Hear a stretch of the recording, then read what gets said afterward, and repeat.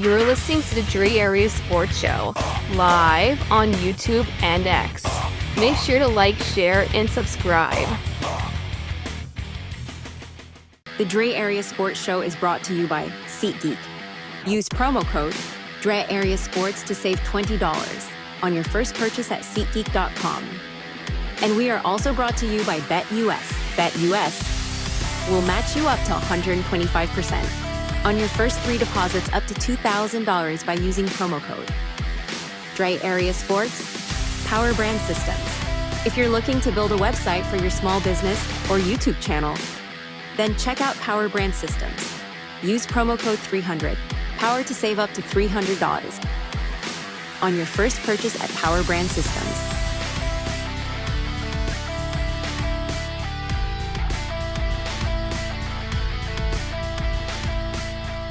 Who are some of the players that you simply just cannot pass on?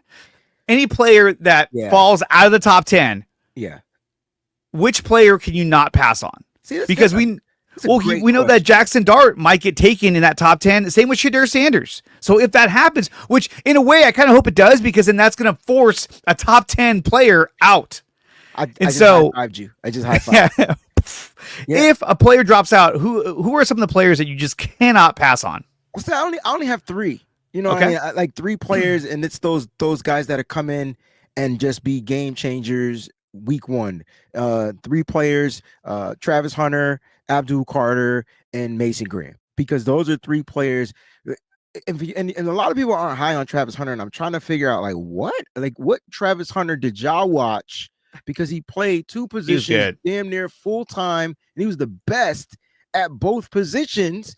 I don't care if he played for Colorado, whatever, and they didn't play top. I don't care. He played it if you go back to his 2023 year and 24 year, I'm not saying it was night and day, but he definitely improved his game, and he had the ability to play both. So that's a special player right there. And when you look at Abdul Carter, he is the best edge rusher in this draft, opposite Nick Bosa. Can you imagine the bend, the speed, the ability for him to get to? I mean, that's the Micah Parsons guy you're kind of looking into getting, but I think he has a better edge rushing ability than Micah Parsons coming out of Penn State. That's just my theory. Yeah. But what I watch on tape, the bend is there. Oh my gosh, he has every move in the book.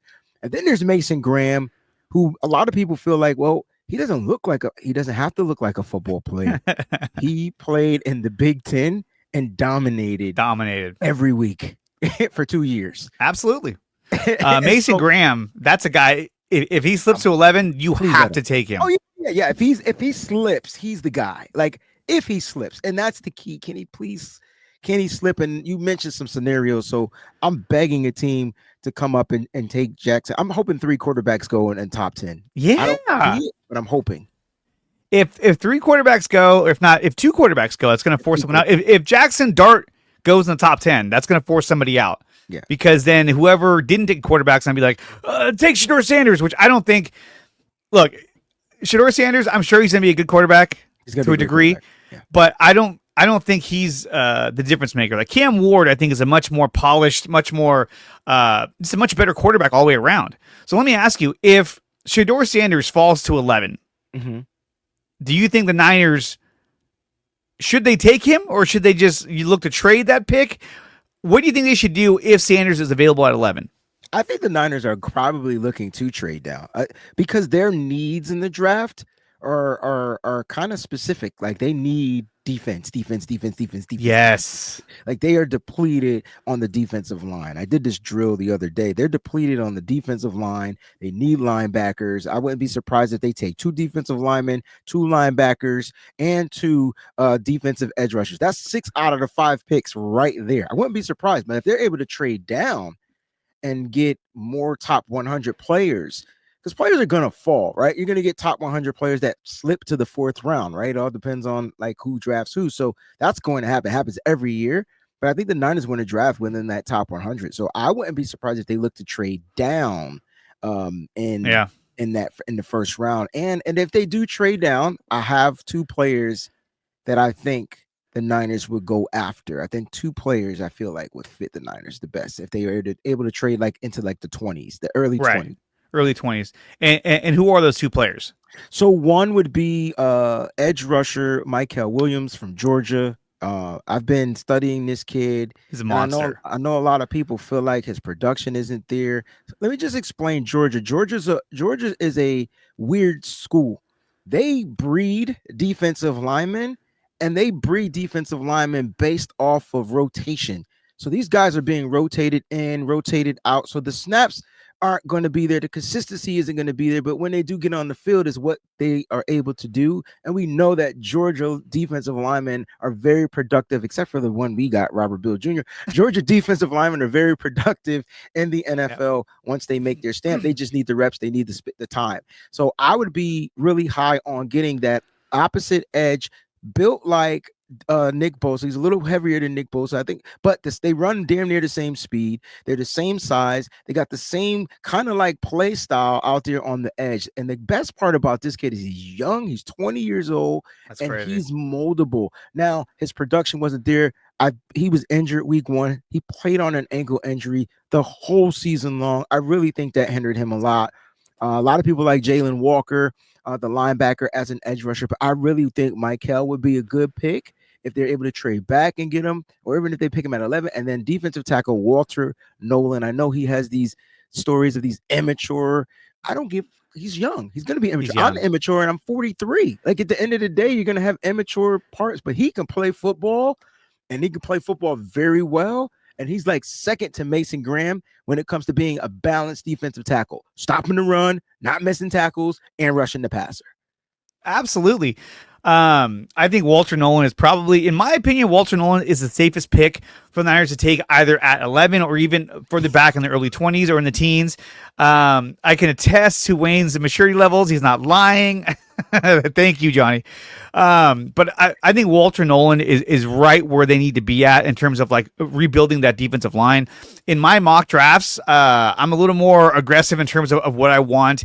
And so in a lot of my mock drafts, I've been drafting 3 players on the defensive line, maybe edge and 2 defensive linemen or 2 edge. But that's my focus is on the first 3 picks is that I want to rebuild the defensive line because I want 2 solid defensive tackles and a solid edge rusher opposite Nick Bosa. Because I think that, look, there are players out there that I would love to take, Harold Fannin is an interesting prospect that you can take probably with pick number 75. But the problem is that now you're taking away another player from your defensive line. And in reality, the defensive line was probably the worst area on the Niners last season. The offensive line had its problems as well, but I think that the defensive line was the biggest problem because we saw even against the Lions late in the season, we were scoring at will against them.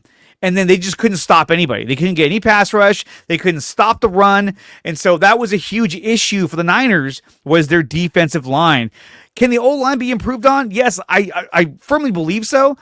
But for me, if I'm at 11 and somebody like Will Campbell or even Armand Membu falls to 11, I would be hard-pressed to say, maybe we take these guys because we really need a solid offensive lineman. But the biggest need we have is on the defensive line. I mean, they literally jettisoned all the players off the defensive line with the intention of we're gonna restock in the draft. So it's kind of like why would we take an offensive lineman if we have so many needs at defensive line? If they would have kept Malik Collins, and I'm not saying I'm advocating for these players, right? But if we would have kept Malik Collins and Leonard Floyd, then it's a little different because then you're like, okay, well we have options there, but not right now. You don't. Johnny's gonna say stopping the run. Walter Nolan. Yeah, there are some times where Walter Nolan gets pushed off his position against the run, but I think he can improve on that. And plus, he's a really good pass rusher as well, and we need more pressure on the quarterback. Thank you for watching this video. If you want more of this content, then check out some of these recommended videos right here on your screen. Make sure you like, share, and subscribe to the channel. And if you want to support the channel, you can do so by going to my website, which is nicotina.net, and there are memberships available under Dre Area Sports.